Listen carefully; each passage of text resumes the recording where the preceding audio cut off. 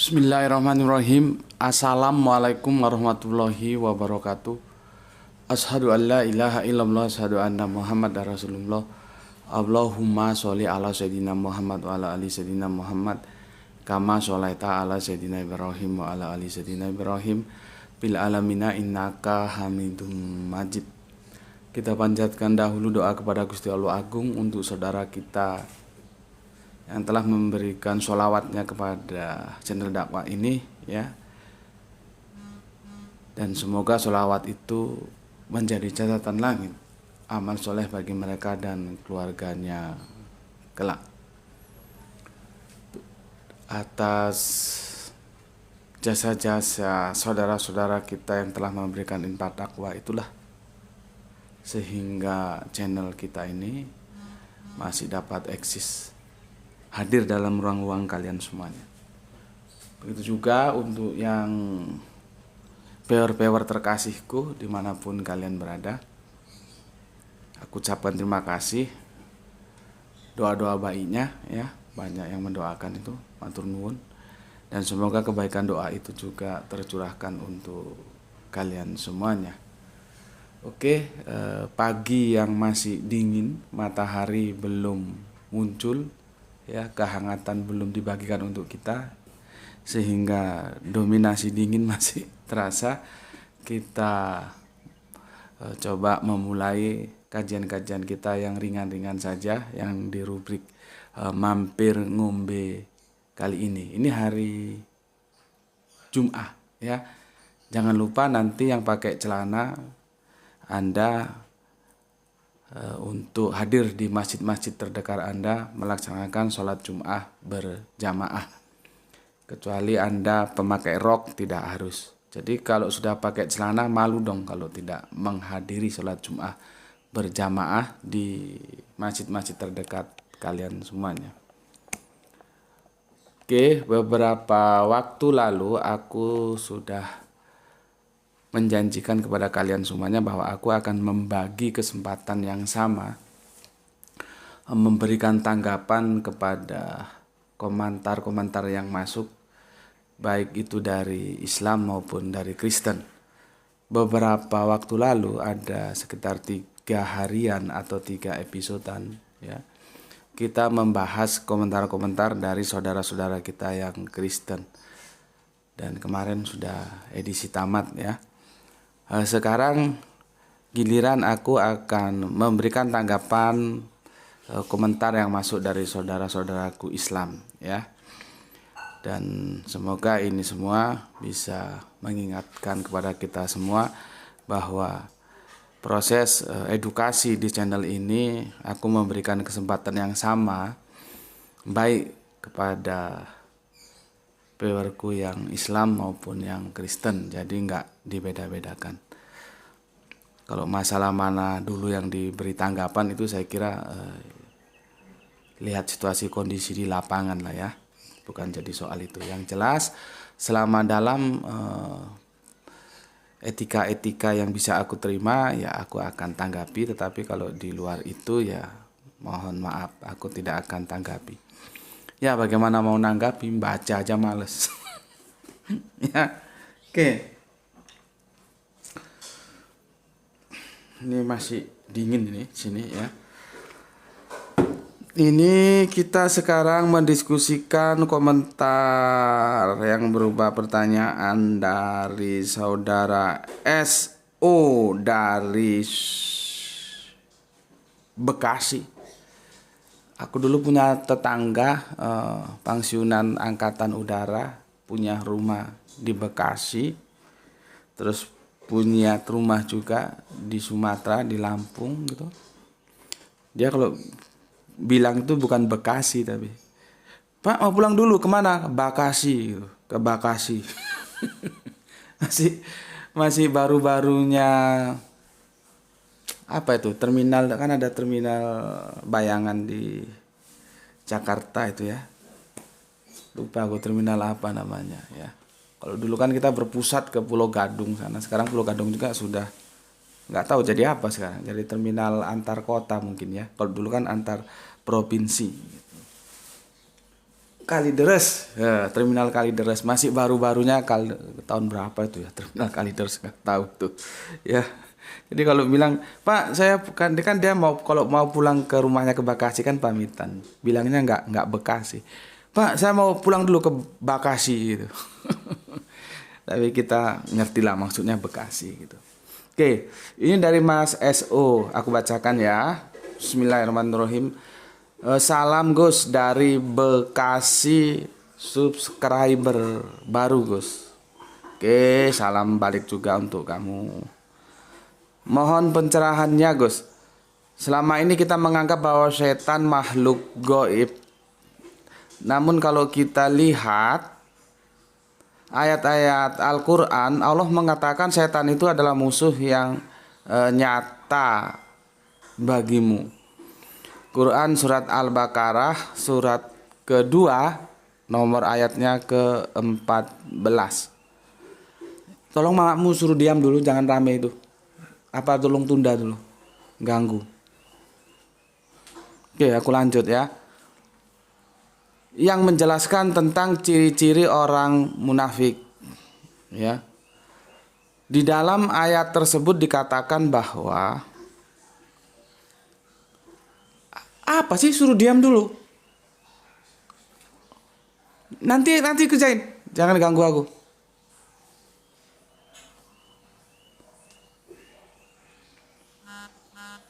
Ya, aku ulangi. Ya. Mana tadi? Quran surat Al-Baqarah surat 2 nomor ayat 14 menjelaskan tentang ciri-ciri orang munafik. Di dalam ayat tersebut dikatakan bahwa apabila mereka bertemu dengan orang-orang beriman, mereka mengaku beriman juga. Namun ketika mereka berpaling kepada setan-setan, mereka bersama setan-setan tersebut dan mereka hanya mengolok-olok saja. Artinya setan itu sebenarnya gaib atau nyata, Gus? Mohon pencerahannya. Sulit juga dijawab ya, setan itu gaib atau nyata, ya. Aku itu orangnya gitu, blak-blakan ya. Ngomong-ngomong gitu aja. Aku kalau ngisi kajian di depanku ada yang tidur, maka aku kasih dua pilihan. Entah itu di pondok pesantren, entah itu di masjid-masjid, di komunitas sosial, aku kasih dua pilihan. Pilihan kamu itu pertama, kamu ambil wudhu balik ke sini atau kamu pulang tidur. Karena kalau kamu tetap di sini rugi. Apa? Ilmunya nggak dapat, tidurnya nggak dapat. Lebih baik kamu pulang saja, tidurnya dapat, ilmunya nggak dapat daripada di sini. Aku belakang. Kalau nggak mau tak tendang sama aku. Jadi aku nggak ada main rayu-merayu, nggak ada. Ngaji sama aku harus benar-benar. Gitu juga aku kalau terganggu, aku ngomong terganggu. Gitu. Ya. Jadi nggak dalam belajar mengajar itu nggak usah main-main, ya, harus yang serius. Mau ya begini, nggak mau ya minggat kamu pergi sana. Oke. Sebelum kesini aku jelaskan dulu, aku guiding dulu, khususnya untuk yang bertanya, umumnya kepada yang lainnya. Ditonton dulu nanti tajuk Adam diciptakan di mana. Ya, itu nanti dilanjutkan Adam dan aurat. Ya. Jadi begini. Nanti ada lagi apakah surga telah diciptakan? Nah, di sana nanti lebih lebih rinci. Terus ada manusia tidak diciptakan dari tulang, itu seri satunya. Nih, tonton di sini, ya. Tonton di sini ya. Terutama yang atas itu, Adam diciptakan di mana itu. Nanti ditonton ya. Oke, aku kira itu nanti di. Oh, ini lagi. Adam di antara iblis dan setan. Nih ya, ini sudah 1 tahun lalu kita selesaikan. Ya, ini dibaca, nanti ditonton supaya referensinya lebih holistik. Ini kan subscribe baru, jadi dia mungkin dulu belum masuk ya, kita kita apresiasi ya, supaya lebih akrab silaturahmi di antara kita. Jadi tajuknya itu setan itu gaib atau nyata sih? Ya sulit juga aku jawab. Setan itu gaib. Setan itu gaib atau nyata sih Gus gitu ya. Oke, kajian ini kita mulai dari Al-Qur'an surat 23. Surat 23 atau 30 sebentar ya. Ini surat 2 ya, surat 2. Kamu buka ayatnya di surat 30. Itu perikopnya penciptaan manusia dan penguasaannya di bumi. Nih. Ya. Sudah? Oke. Ini nanti itu harus satu perikop penuh itu. Dari nomor ayat 30 sampai 39. Jadi ada 9 ayat dengan perikop penciptaan manusia dan penguasaannya di bumi. Aku aja ya, bacakan sekilas secara umum, nanti kita kupas. Bismillahirrahmanirrahim. Ingatlah ketika Tuhanmu berfirman kepada para malaikat, sesungguhnya aku hendak menjadikan seorang khalifah di muka bumi. Depak begitu. Kalau aku nggak begitu. Ingatlah ketika Tuhan berfirman, akulah yang menjadikan khalifah di bumi. Nah, seharusnya begitu terjemahannya. Tapi ya sudahlah ya.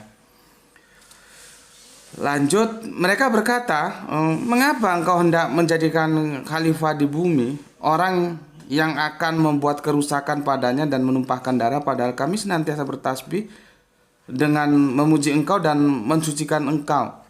Tuhan berfirman, sesungguhnya aku mengetahui apa yang tidak kamu ketahui. Aku sudah pernah bahas itu ya, lihat di video yang lalu ya, bagaimana dialog antara Tuhan malaikat ya. Apakah malaikat itu memang punya pandangan ke depan, bisa melihat ke depan. Dia tahu nanti ini khalifah manusia-manusia ini bikin brengsek, atau memang dulu manusia sudah ada dan bikin brengsek. Nah, itu memang diskusinya menariknya di sana. Kan kalau kita lihat malaikat sudah tahu ini. Ya. Oke, yang 31. Dan dia mengajarkan kepada Adam nama-nama nah ini kacau ini terjemahannya. Dan dia Allah itu mengajarkan kepada Adam nama-nama benda. Sebetulnya bukan nama-nama benda, ilmu pengetahuan. Ya.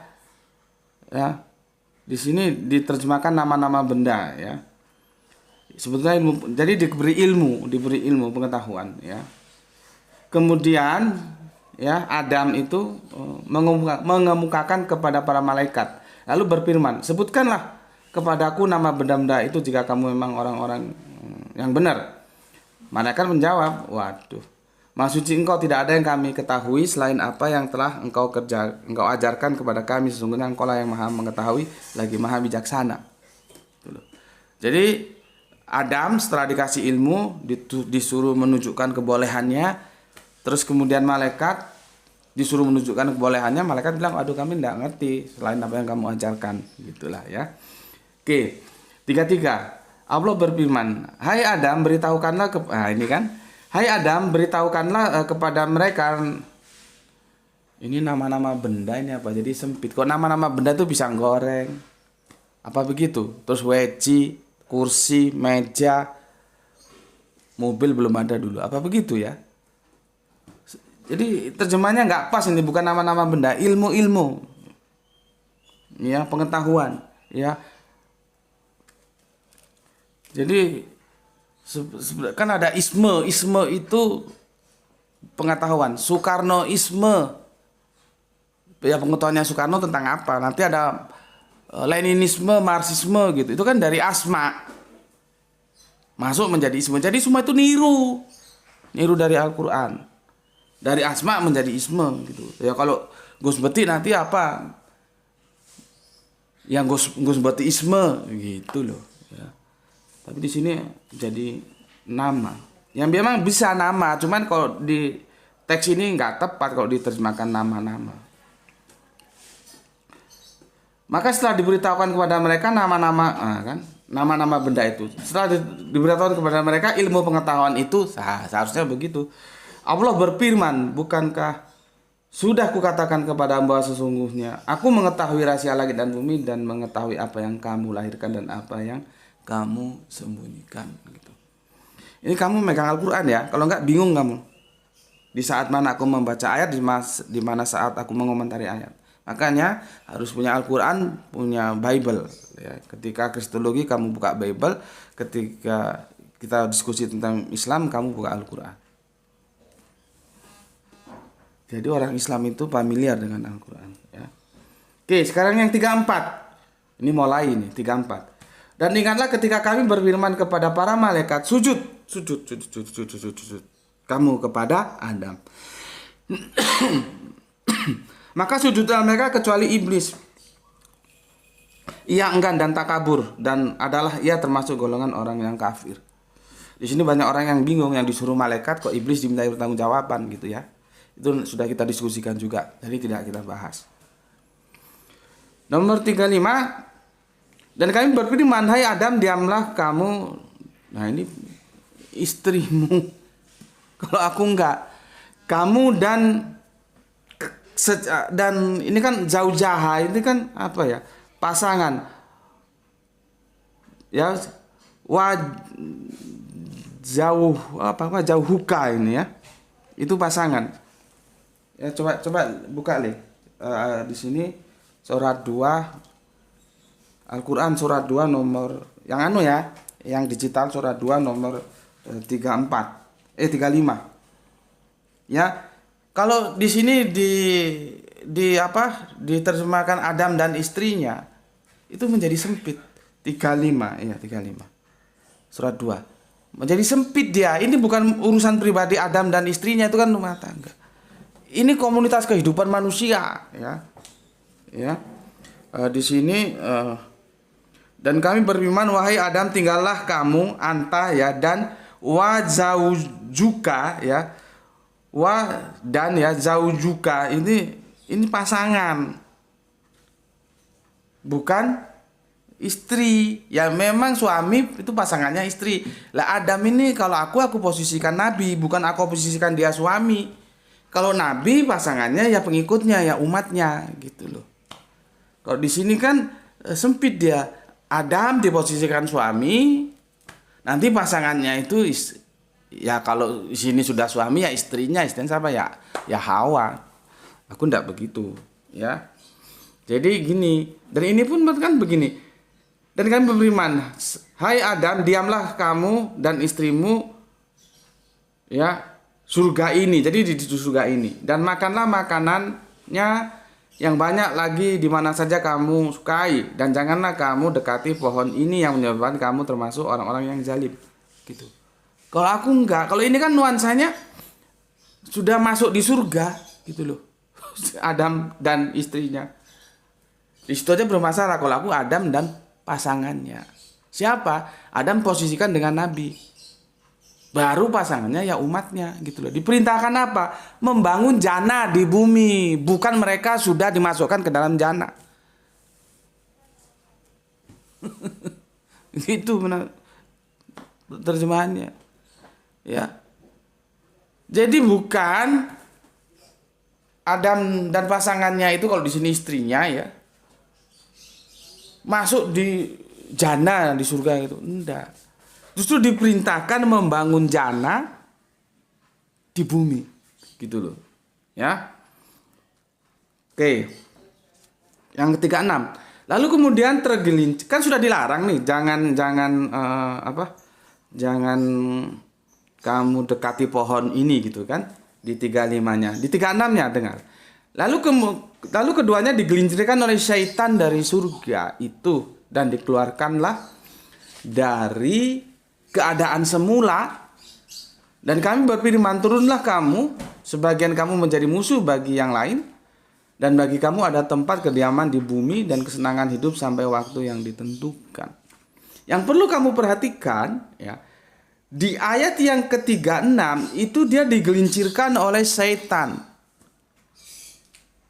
Ya, berubah, bukan oleh iblis. Di ayat yang ke-34, ya, ada yang membangkang, tidak mau menyembah Adam.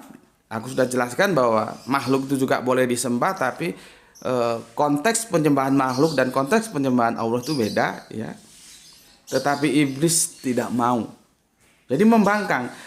Surat 34 itu pembangkangan, tapi dia disebut iblis. Surat 36 pembangkangan juga, tapi dia disebut setan. Ya. Perhatikan ya, ada iblis, ada setan. Oke. Sekarang yang 37. Kemudian Adam menerima beberapa kalimat dari Tuhannya, maka Allah menerima taubatnya setelah tergelincir tadi kan, digoda oleh setan. Kami beriman, turunlah kamu semua dari surga itu. Kemudian jika datang petunjukku kepadamu, maka barang siapa yang mengikuti petunjukku, niscaya tidak ada kekhawatiran atas mereka dan tidak pula mereka bersedih hati. Adapun orang-orang yang kafir dan mendustakan ayat-ayat kami, mereka itu penghuni neraka, mereka kekal di dalamnya. Jadi menghuni neraka kekal. Ini sekedar men-trigger otakmu aja. Yang ada dalam otakmu dan otak pada umumnya kan orang itu nanti ke neraka ndak kekal, ke surga ndak kekal. Kan begitu. Artinya apa?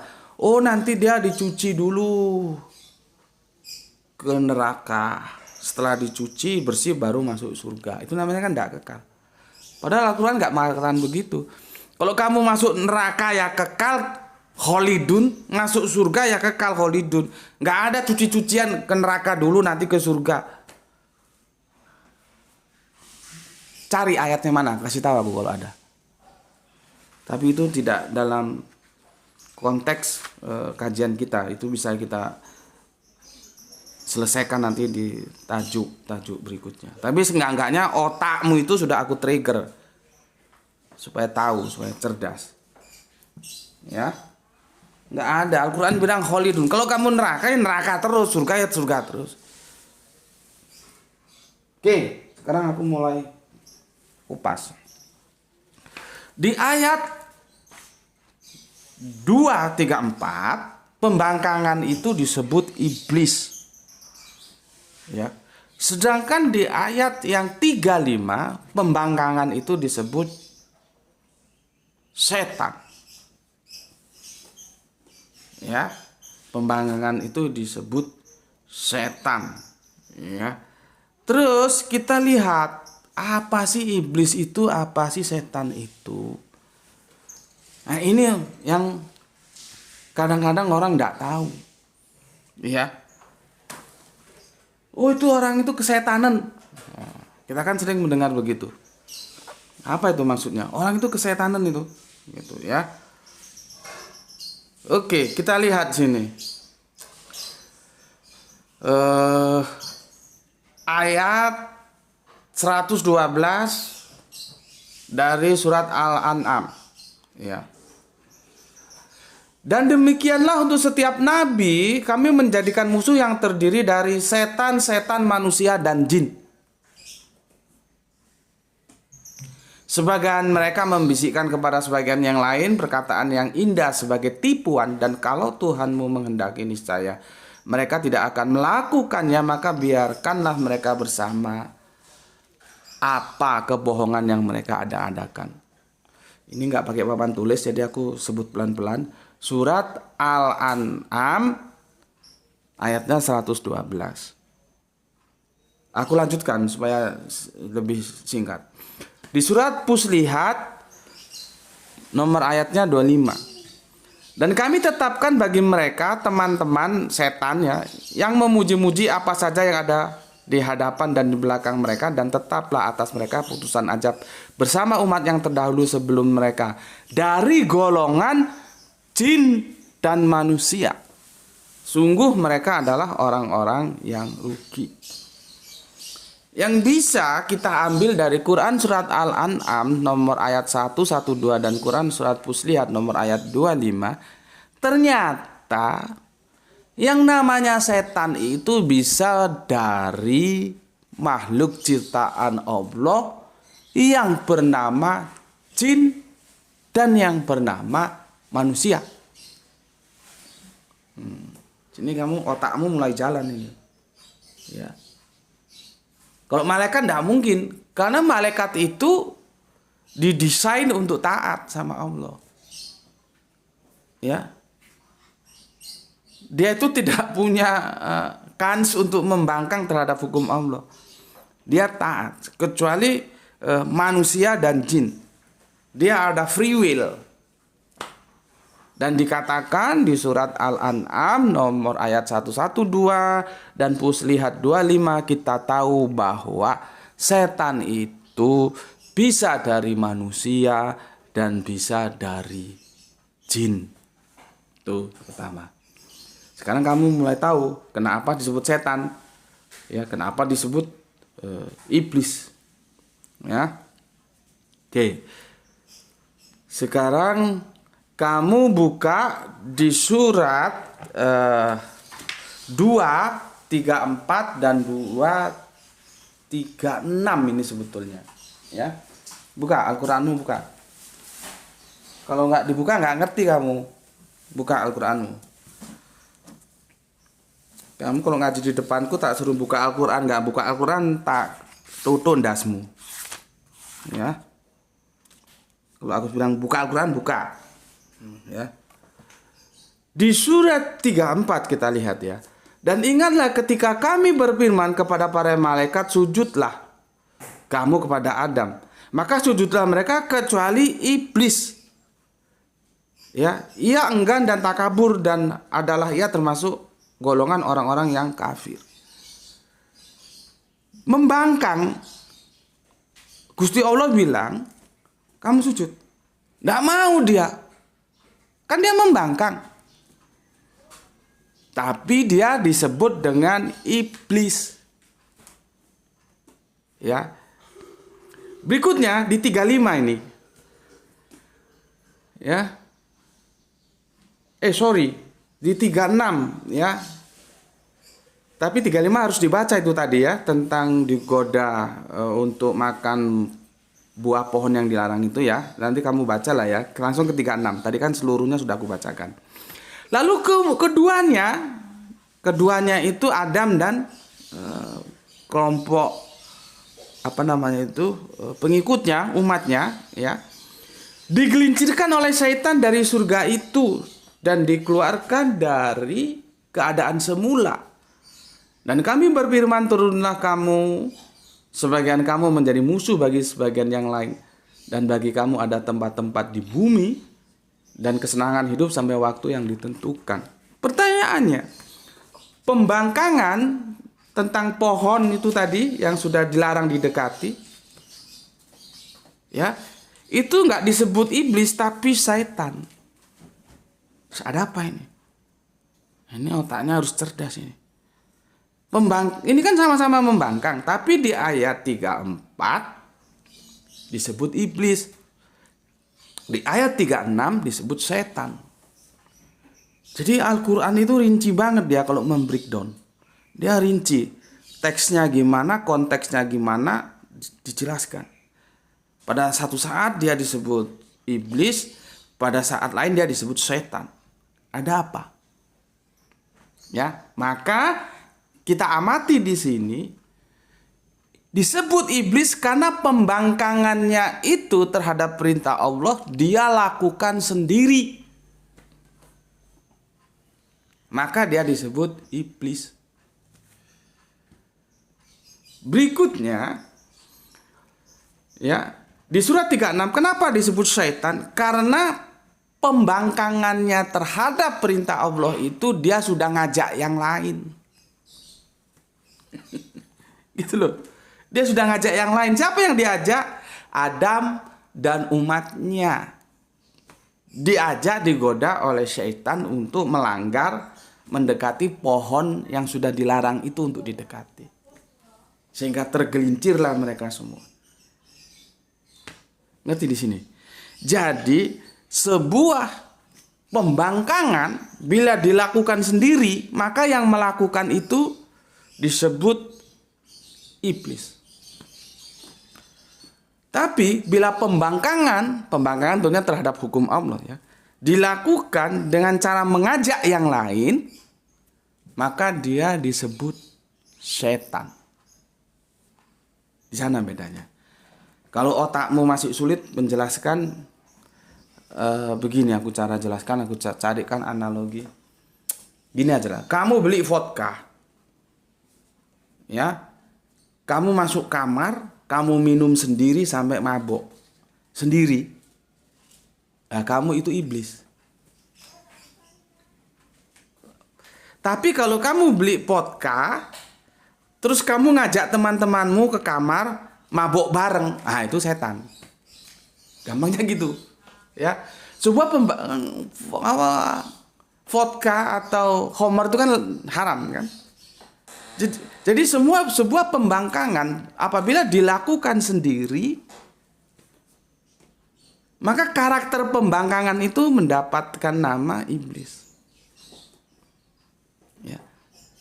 Namun pembangkangan apabila dilakukan dengan mengajak yang lain berjamaah bareng-bareng, maka karakter pembangkangan itu disebut setan.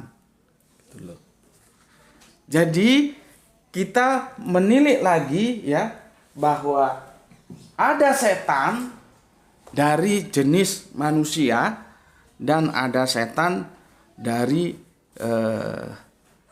jenis jin ya. Jadi dua ini gimana terus menjelaskannya? Oh ada ya setan dari jenis jin, ada ya setan dari jenis manusia. Seperti di Quran surat Al-An'am 112 dan plus lihat 25.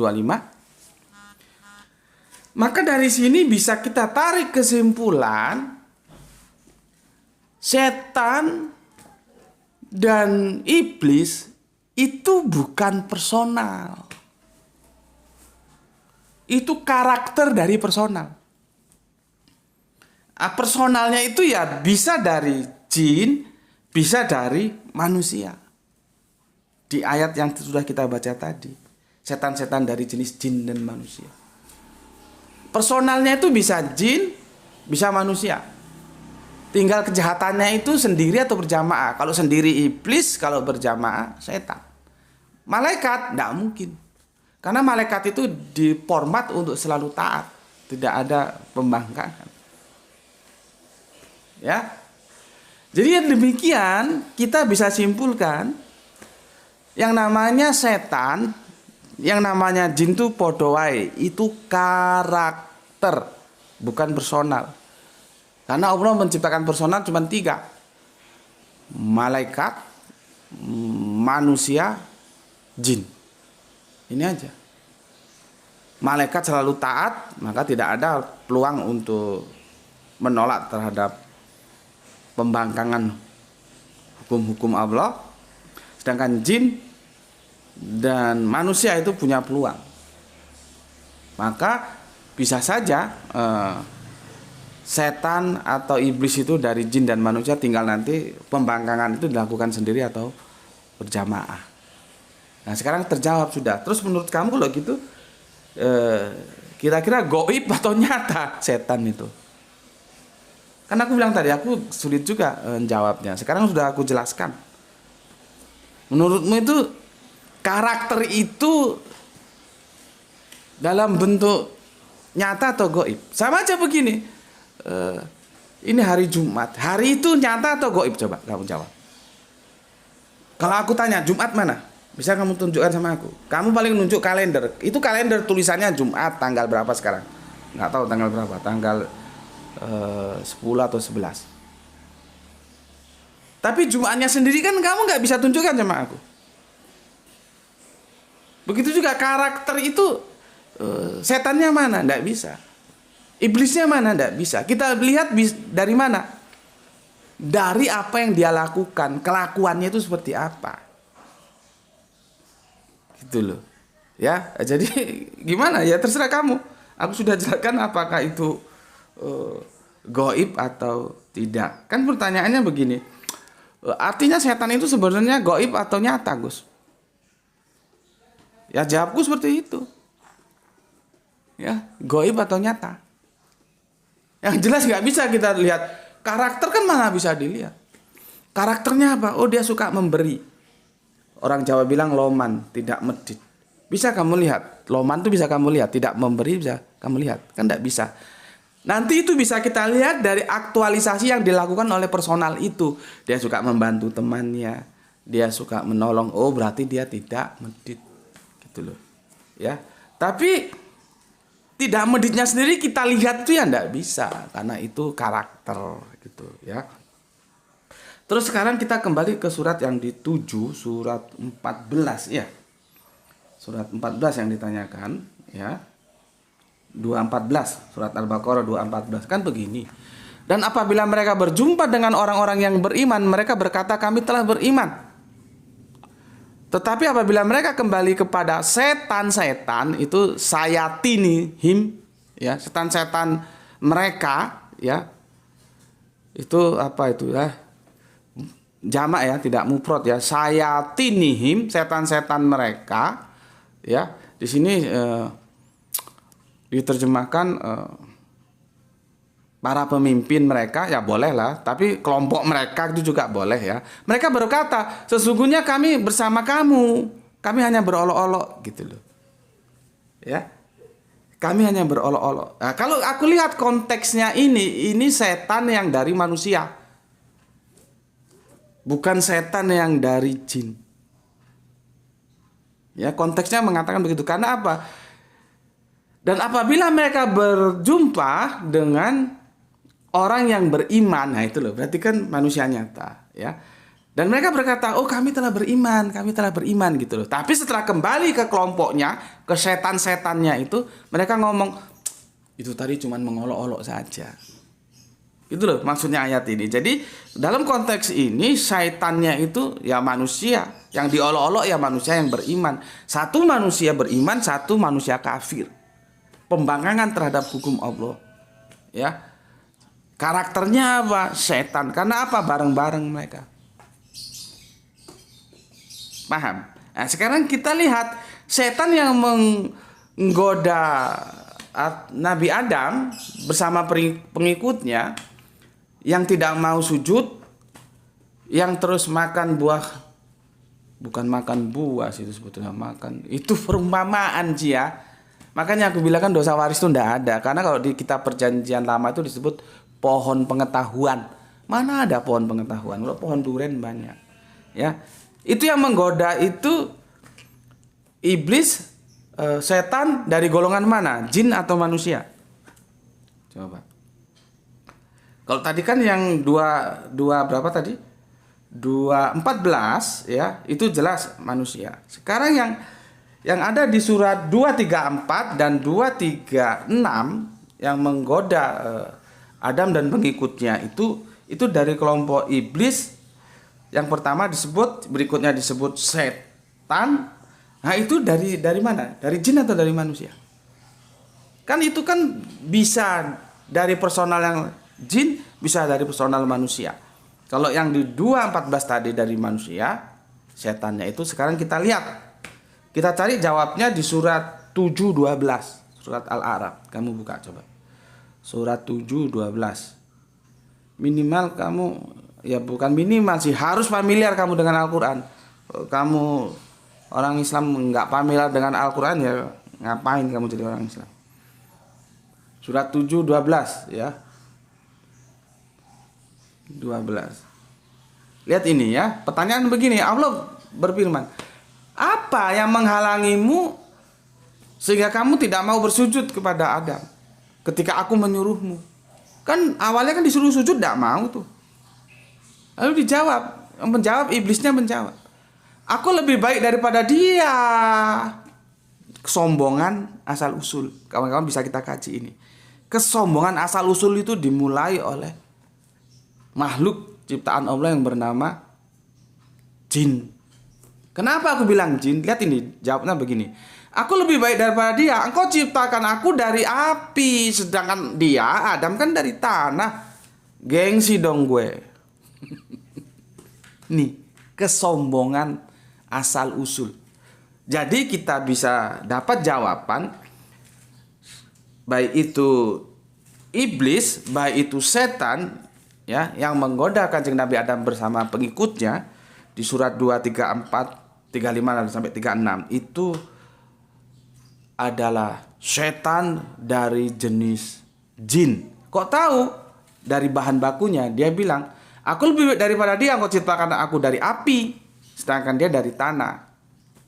Yang diciptakan dari api itu jin, kalau kita manusia dari tanah, kalau malaikat dari nur.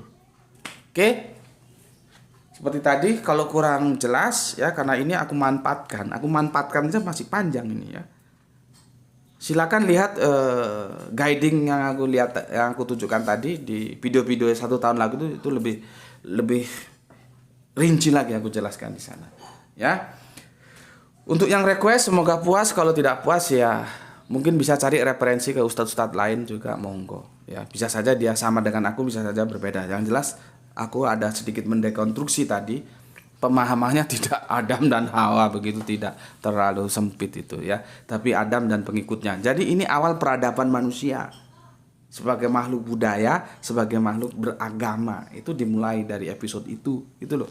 Lah kalau cuma Adam dan Hawa rak wong loro, keluarga tok. Jadi kecil ceritanya. Ini bukan Adam dan pengikutnya. Diperintahkan membangun jana. Di mana? Di bumi. Ya. Orang Kanjeng Nabi bilang baiti janati. Rumahku adalah surgaku. Jangan terus kamu bilang kalau jana mesti di awang-awang sana. Ya. Oke. Itu dulu. Kamu setuju? Like. Nggak setuju? Dislike dan tinggalkan, ya. Aku doakan untuk semuanya, semoga mendapatkan rezeki dan barokah, dan semoga sehat selalu. Dan jangan lupa hari Jumat yang pakai celana harus sholat berjamaah di masjid yang terdekat di rumahnya. Kalau kamu laki-laki ndak mau sholat Jumat, ganti aja pakai rok kamu, bikin malu. Ya, itu dari aku. Bismillahirrahmanirrahim. Alhamdulillahirabbil alamin.